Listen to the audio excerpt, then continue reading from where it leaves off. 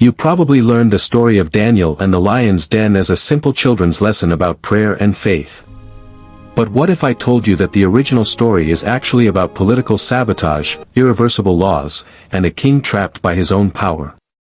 Because once you look at what the children's books left out, this story becomes something far more dangerous, and far more relevant. Welcome back to the channel, where we dig beneath the surface of familiar Bible stories, and uncover what never made it into the simplified versions. Most people remember this story like this. Daniel prays to God. Bad officials get angry. Daniel is thrown into a lion's den. God saves him. The end. Clean.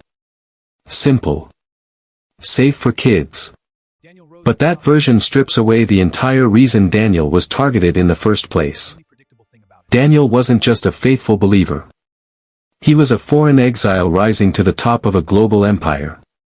Under King Darius, Daniel was promoted above other officials because of his integrity and wisdom. And that made him dangerous. Not spiritually. Politically. The ruling elites couldn't find corruption in him. So instead of attacking his work, they attacked his faith, knowing it was the only predictable thing about him. The officials convinced King Darius to sign a law stating that no one could pray to any god or man except the king, for 30 days.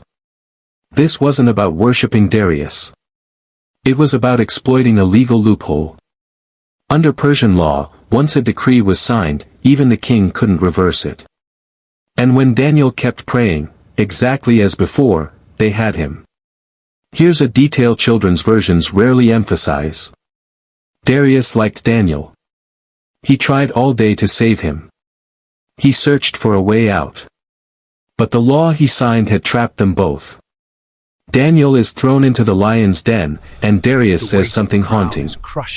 May your God, whom you serve continually, deliver you. That's not confidence. That's hope mixed with guilt. The king spends the night unable to sleep. Daniel does not. The Bible says an angel shut the lions' mouths. But notice something subtle. Daniel survives the entire night. No panic. No recorded prayers. No screams.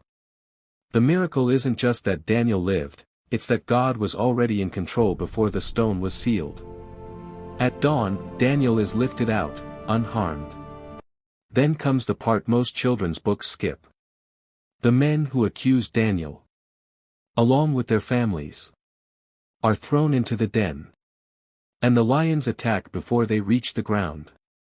The message is unmistakable. Daniel wasn't spared because the lions were calm. He was spared because God intervened. This story isn't about cute animals or bedtime faith.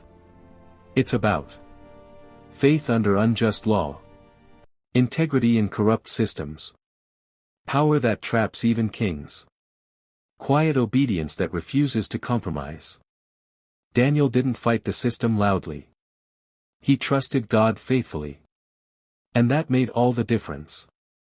If this changed how you see a story you thought you already knew, hit like, subscribe, and share this with someone who grew up with the safe version. And let me know in the comments, what other Bible story should we uncover next?